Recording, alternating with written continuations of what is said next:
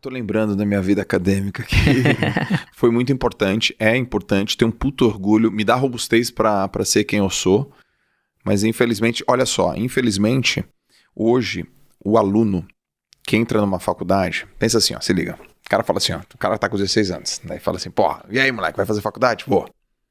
Do quê? Aí o moleque fala assim, sei lá, engenharia. Ou que dá mais dinheiro. Ou que dá mais dinheiro. Ou que o pai falou, ou meio que obrigou a fazer. Vamos pegar aí, sei lá, vai ser engenheiro. Tá bom, vai ser engenheiro. O moleque tá com 16 anos e ele tem esse negócio aqui chamado celular, mídias sociais. Ele segue aí uns 10, 20, 30 caras que influenciam a vida dele. Desses caras que influenciam a vida dele, deve ter uns youtubers, deve ter uns tiktokers, deve ter uns instagramers, deve ter uns empreendedores, deve ter uma molecadinha e que tem, tá chapado que tem. Aí o cara entra, fala, eu vou fazer essa faculdade. Aí ele vê lá um moleque na internet, fala, cara, porra, eu tô aqui, tô no YouTube, ganho, empreendo, sou famoso, tenho seguidores, ganho tal, tô rico, e aquele negócio todo. Aí aquilo já dá uma pulga atrás da orelha do cara com 17, com 18 anos. Uhum. Beleza. Mas aí ele fala, não, mas pô, vou ser engenheiro, projeto de vida, carreira. Ele entra na sala e ele vê um conteúdo que ele não consegue relacionar com a vida dele real. Não tem convergência. É um conteúdo pertinente, mas não é relevante. E essa diferença é brutal, cara. Ele fala, cara, por que eu tô aprendendo isso aqui?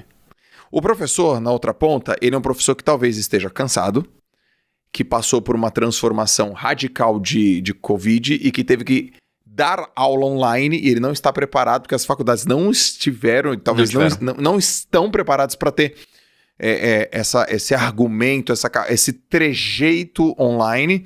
Aí o professor ele tem dificuldade digital, o assunto não é tão relevante, o moleque é nativo digital, aquele negócio está muito longe, ele pega o influenciador, você está fazendo isso por quê?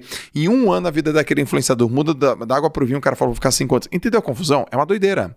Na cabeça de quem? Do moleque. Na cabeça do professor, essa molecada não é como antigamente, eu não suporto mais essa geração, e essa tecnologia eu não entendo, eu ganho por hora, e porra, que saco, e aí surta também. As faculdades pensam, pô, isso aqui é um business. Então, eu preciso manter aquele cara. Para manter aquele cara, eu diminuo a porta de entrada, ou seja, a barreira de entrada fica mais fácil. Eu vou lá no professor e falo, facilita aqui, o professor fica pé da vida. Não, mas eu quero ensinar, e você quer que eu facilite, e eu quero que eu passe. E aí tem aquelas promoções, 50%. Entendeu a máquina? É muito louca, né? É muito ruim, né, cara? É muito ruim, cara. É muito ruim. E quem se lasca nisso daí são os nossos jovens, porque quem foi mais velho... Eu lembro do meu pai falando, cara, quando eu ia no ensino médio, era bom. Você já ouviu seu pai e sua mãe falando de uma época que o ensino médio público foi bom no Brasil, cara? Eu lembro. Pois é. Meu pai, né? Meu pai falou. Eu não consigo nem acreditar nisso, cara, porque eu não vivenciei isso. E se na minha época era ruim, imagina agora. Imagina nesses últimos 2 anos que em torno de 85% dos jovens ficaram abandonados. Sem universidade e sem escola. Mano, deixa eu fazer uma pergunta com relação a isso. Você que é o cara que entende pra caramba disso. Você acha que esse fato da pandemia atrasou a galera? E se sim, quanto tempo? Depende da pesquisa. Algumas pesquisas dizem que, por exemplo, mulheres regrediu 20 anos. Você tá de brincadeira. Regrediu 20 anos. Empregabilidade, momento de mercado de trabalho. 20 anos, cara. 20 anos. 87% das famílias brasileiras teriam passado fome. 80% das universidades brasileiras de classe média baixa teriam passado fome nos últimos 2 anos se não fossem as iniciativas de empresários, doações, ONGs e programas sociais. Uhum. Porque eles não tinham como trabalhar numa comunidade carente. Uhum. Esse é o Brasil real que a gente não vê. Sim. 90% dos alunos hoje se formam no ensino médio público e já saem analfabetos funcionais. Eles não sabem escrever um e-mail. Eles não sabem a diferença de um ponto, uma vírgula e um ponto e vírgula, cara. Uhum. 90%. 70% não aprendeu nem a base de matemática. 93% dos brasileiros hoje têm dificuldade com as 4 operações matemáticas, cara. Soma, multiplicação, divisão e subtração. Esse é o Brasil real, né? Esse é o Brasil que a gente tenta trabalhar. E eu queria muito pegar um gancho com a sua última pergunta, mas eu esqueci. Anterior. Fugiu. Não, a pergunta foi... A pergunta foi assim, se você acha que atrasou? E antes disso, fugiu. Cara, eu ia fazer um gancho tão bonito pra fechar aqui. O argumento tava... Pá! Ia dar um checkmate agora. Daqui a pouco eu volto. Daqui a pouco volta. Minha sogra, mãe da minha esposa, mãe da Lalas, ela é professora, velho. Professora já tem 30 anos de escola pública em Goiânia. Tereza. Beijo pra você, Tereza. Aí eu falo, Tereza. já lembrou? Lembrei. Então vai. Eu ia falar sobre a troca geracional. Mudou, cara. Nossos pais contam aquela história. Quando eu ia pra escola, eu tinha que andar tantos quilômetros, ia pra biblioteca, um monte de livro nas costas, ficava quase corcunda, trabalhava de manhã, ia pra roça, não sei o que lá. Super-homem, os caras eram tipo o Hulk do século passado, a galera aguentava muito. Esses jovens de hoje não aguenta nada, só chora, mimado, etc. É diferente mesmo, cara. A gente tem uma geração frágil. E os pais sofrem muito com isso, e os jovens também, porque eles não se sentem representados. Por isso que alguns acabam até fugindo para o mundo ilusório.